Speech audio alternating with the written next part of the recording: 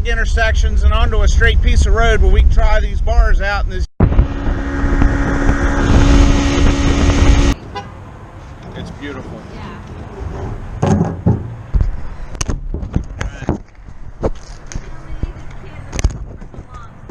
Yeah, exactly.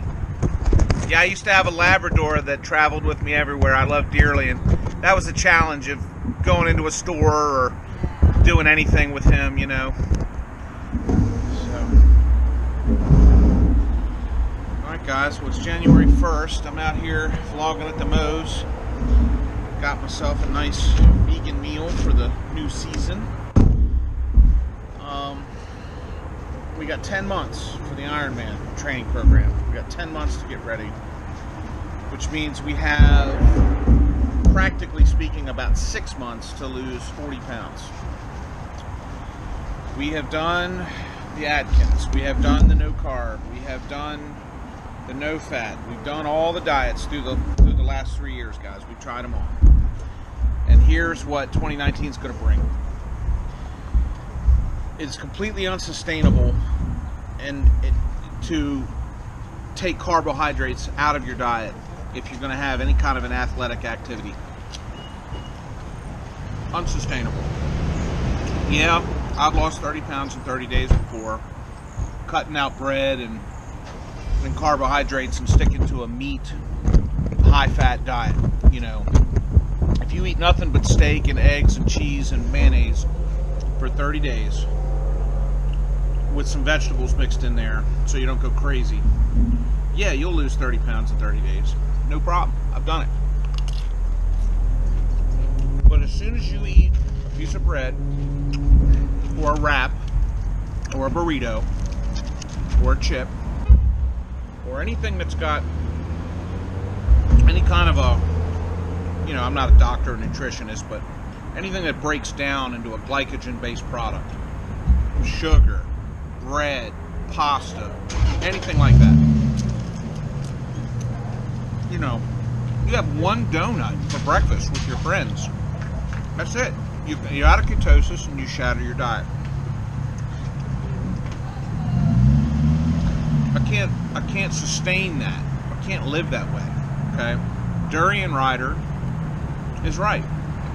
If you don't know who Durian Rider is, type in the word durian, like fruit, and type in the word rider, like cyclist, and that's how I found him. I'm a cyclist. This video is Cycle for Life, not the Cycle for Life charity, but, you know, Cycle for Life, because I'm going to cycle for the rest of my life. Bicycles, motorcycles, I'm going to do it till I die. I hope to die on a motorcycle. Not suicidally, but I just hope to be able to do it till the day the Lord calls me home.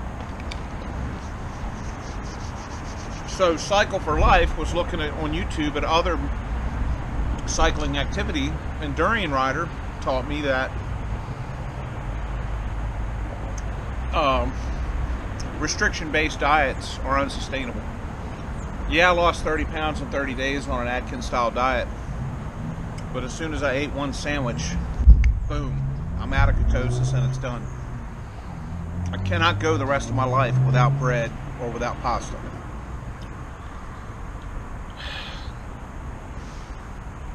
I can't go strict. The other way to diet is to take all fat out of your diet. All fat. Animal fat, milk fat, cheese fat, mayonnaise fat, dairy fat, meat fat, fat. Get it out of your diet. These guys are carbo loading.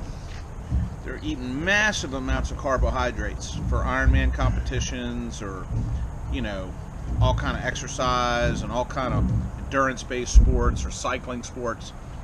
Yeah, they're consuming massive amounts of carbohydrate and no fat.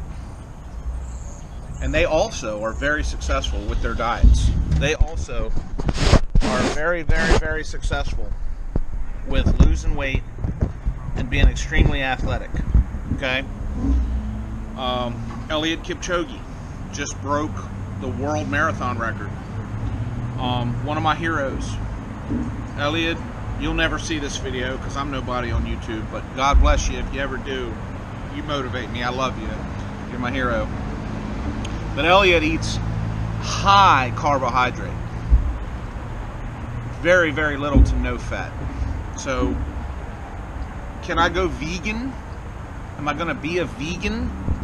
No, spiritually, I can't do it. I know Durian Rider wants me to, and he preaches that, and I get it. But spiritually, I'm not a vegan. Every couple of years, I'll harvest a deer, or a sow, or a pig, or something. Heck, even just a squirrel. Process the meat and eat it myself. For religious reasons. I think a lot of you meat eaters in society, if you killed an animal once every couple years and you processed that meat yourself and you ate that and you saw that you took the life of an animal and you saw what it went through when it suffocated or when it bled out and died, and then you saw what you did to it when you processed the meat, a lot of you would eat a lot less meat. I'm pretty sure of that. I'm not a vegan. I'm not going to be a vegan, but I am going to lean more towards vegetarianism for health reasons.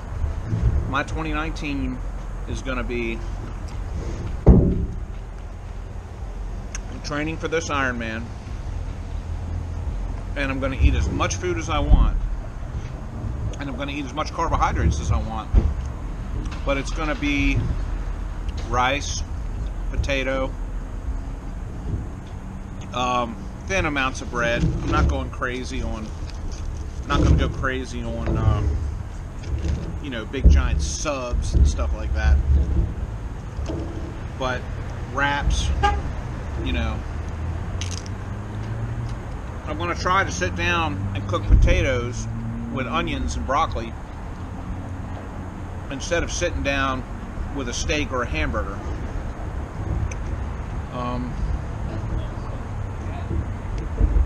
I can lose more weight faster on an Atkins style diet,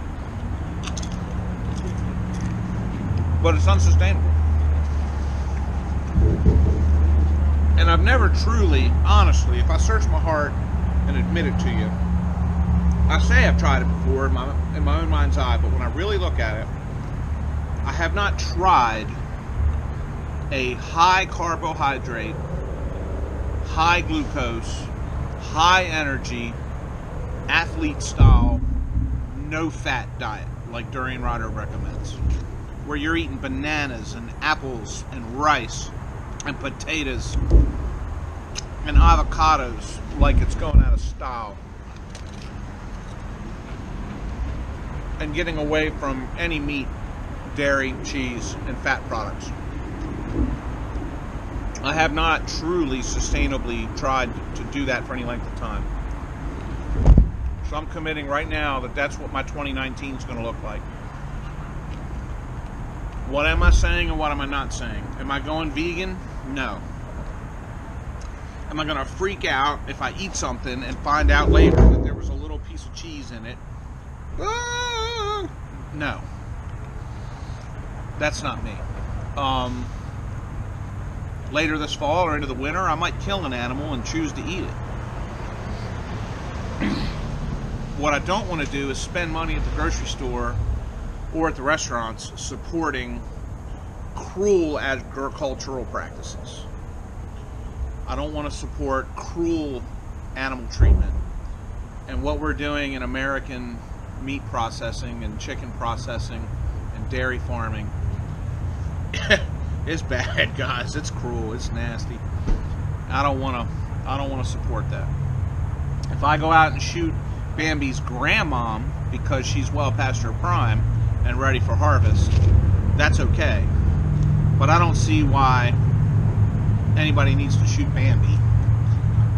And I don't see why anybody needs to take a cow from her calves and cut the beaks off chickens so that they can... Yeah, I'm not getting into the pro-vegan propaganda because it's an ugly truth. It's an ugly truth that I don't want to get into right now. And I say an ugly truth because it's true. So we're gonna go high carbohydrate, no fat. And by no fat, I don't just mean no animal fat. I mean no oil fat, like donuts, candy bars.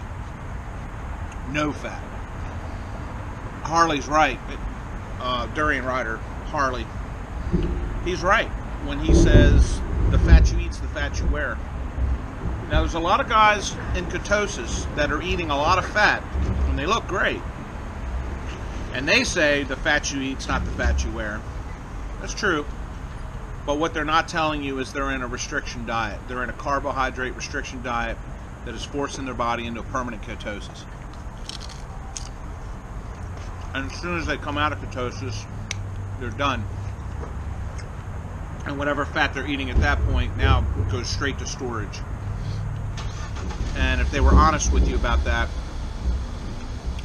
they would have to admit that they're either radically always hungry, radically always getting headaches, or underperforming athletically. I think the fastest way to maintain your athletic power while losing weight over time sustainably is to do what Rich Roll has done. If you don't know who Rich Roll is, please YouTube him. To do what John, the leader of the Cro-Mags, did, and his buddy Brian from London Real in their movie about the guy from London Real doing an Ironman competition. Look that up.